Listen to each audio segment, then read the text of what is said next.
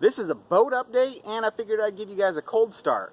That's my boat in the background I did videos on about 4 years ago. So it's been 4 years since I redid it, repainted it, touched up the interior, and made it awesome again. But I get questions all the time, how's the paint holding up? How's this, how's that? So I figured I'd go over that and give you guys a cold start with it. But there she be.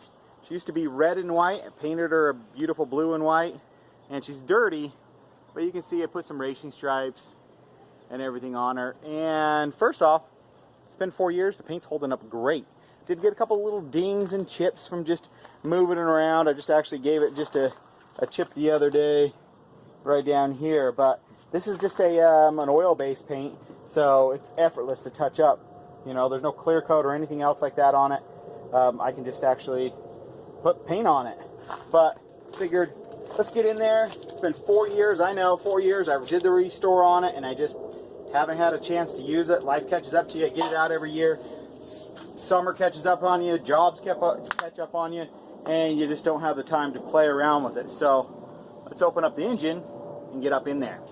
So when I put this away, I made sure that I winterized it completely, and I wanted it to start again. So I completely 100% drained the fuel tank, carburetor, everything. I made sure they were bone dry before I put it away, because that's what's going to give you issues.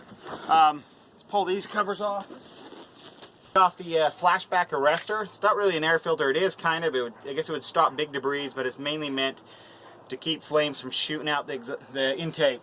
We'll set that aside, and I've already filled up. Since the fuel system was dry, I put in a couple gallons of ethanol-free gas. I actually took off the fuel line and I filled up the, can't really see it, but there's just a fuel filter over there. And now we'll just fill up the float bowls. This one actually has two. So, and I'm just using some two-stroke oil, motor or gasoline. Why? Because the engine's dry, hasn't been lubricated in a while, so just a little two-stroke gas mix won't hurt it, and it'll help lubricate anything if need be. So those are filled up. I got my fuel filter pre-wetted, some gas in the line a little bit, and back flushed down to the mechanical fuel pump. But now we can actually take off the gas line and we can pump it a little bit and make sure. And what we're looking for is I want to make sure I get some spray, and I do. I get some spray down there. So the carburetor has gas. It's ready to go. I have a battery in it. I have the entire engine filled up with water. It just uses it circulates lake water or whatever water is around. So lake water. It's hooked up to the garden hose right now. But I also, after I fill up the engine with water and I got water, I like filling up a pail or something of water. In this case, a tote, and actually allowing the engine, the impeller, to make sure the impeller is good to actually suck up water itself. So I can test the suction and make sure it can pull water from the lake and circulate it all by itself, and that I don't have any problems with that. So water's there. I'll put a hose in here to help, because this water it comes out the back and it'll drip down the back, but to keep replenishing this so it doesn't run dry. But we'll start it up, see if it sucks up that water as well. 4-year cold start, take one.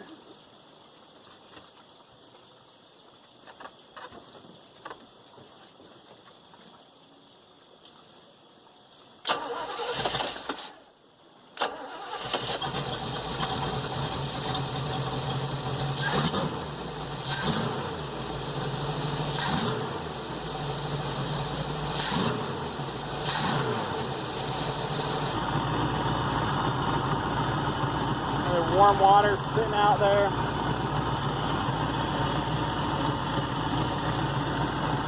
Got nice suction under there. So how is the paint? So this is all just oil-based paint.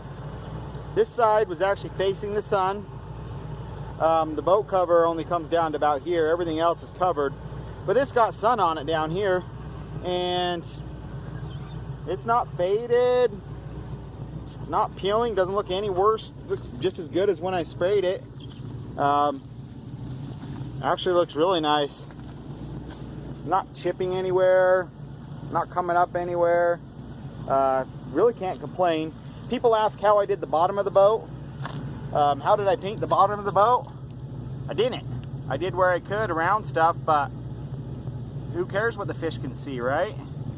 So did I? paint the bottom as much as I could, but the rest, no, I just left it on the trailer. Painted the trailer as well. That's the only thing that actually, but it had rust before. I just kind of primered over and sprayed it. I didn't treat it, so some of the rust is, after 4 years, is popping back through, but that's to be expected. Really the only thing I've had to deal with is the tires. So I just barely changed out the tires because the tires were horrible just sitting, you know. Trailer tires don't like to sit. So I was a little bit concerned about the white paint, how it would react to just the dirt and stuff like that, and some, you know, muddy water leaking through the canvas tarp. But it actually, anywhere that I had some, what I would say could have been stains, actually just wiped right off. I haven't washed the roof or anything yet, but it gives you a good idea, you know, where water had dripped through just a little bit. But the paint held up very nice, and it just wipes right off. Everywhere that there's water's leaked through just a little bit, it all just wipes completely clean. The interior really didn't do much to it. I got lucky with the boat and actually already had decent interior, and that's one of the reasons I decided to go about it. Running beautifully, so I can't complain. It's been a great boat. So a little bit of history on the boat. I bought it about 15 years ago. Paid about $1,500. Knew enough to be dangerous. I knew to ask the right questions, just didn't know how to check them all out. I live where it freezes every winter, so everything has to be winterized. I knew to ask if it had been winterized. The guy seemed very knowledgeable. Yep, been winterized, no problem. Been stored in a garage. Have blankets all over it as well, just in case. No. I bought it in end of February, something to that effect, and it was too cold to even attempt to start it. So it was March or April, beginning of April, still cold outside. Decided to fire it up. Started right up, ran good, ran beautifully. After about 10-15 minutes started hesitating. Shut it off, pulled the dipstick, water and oil and mixed. Took the whole engine apart. It had split the block clean in half. It had split the block. There was easily 3/8 of a gap. It just split the cast iron like nothing. So that was my first experience with, oh crap, what did I just barely buy? The guy called him up, tried to get some sympathy out of him. Nope, it was my fault. He didn't, you know, I must have started too early or something else like that. So very annoying. I ended up finding a motor on eBay for under $500, a 307 that the guy had built for a race car. It's actually painted in purple sparkles. I'll show you guys. Yep, that's the motor. Look at that. Purple sparkle. So it's a 307, which isn't the most sought after small block Chevy. You know, why go with the 307 when you can throw a 350 in? So I think that's what he did. He had it built or something. I think they came standard in old Camaros and stuff like that. So he had built it for something and decided he didn't want it. It'd been sitting around for a long time. It suited me well. All the blue parts were just off of the original OMC engine. They have these special things right here, the exhaust manifold. Actually, water goes in them and it mixes with the exhaust. Keeps these nice and cool even when the engine's running. You know, keep the heat down in here, but cools the exhaust, flushes it all out, the exhaust and the water mixed together. But that was my first thing, and then the impeller that I talked about also had been shot because the water had gotten in there and frozen it and chewed it up. But everything else was okay, so that ruined a planned trip of going boating, making sure that worked and having to rebuild that. So like any project, they never get 100% finished. Still haven't finished everything because I haven't gotten it out to play with it since I put it away right before winter. I took it out one time just to make sure everything worked. Was really pleased with it, but didn't finish a couple little things, and one of the main things I didn't finish is actually wet sanding it.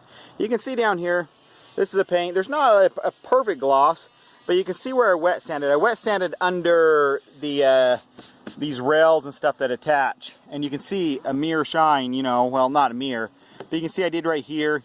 Underneath this thing, I didn't do so much right here, probably just a little bit. Wherever there's a mount for this rail, I did, but wherever there isn't, I didn't really do. So you can see the difference in sheen. I never got around to it. I've never waxed it because I wanted to, you know, being an oil-based paint, I wanted to give it a nice long, you know, time to dry, and that was pretty much all winter. So it could be waxed now.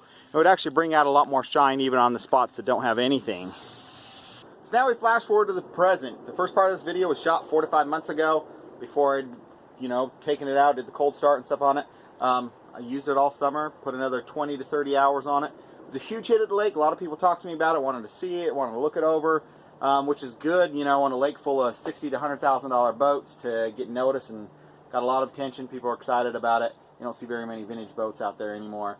But if you haven't seen the series on me restoring the paint on this and fixing it up, go watch that series. It's 6-7 videos, something like that. I'll put a link right after this where you can go click on those, or down in the video description you can go click on those links. Thanks for watching. Don't forget to rate, comment, subscribe. If you're going to restore an old boat, go do it. It doesn't cost you $1 million. You read the video description, see how little it actually cost me to do this boat and how much joy I've gotten out of it. It's been well worth it. Thanks, guys. See you soon. Bye.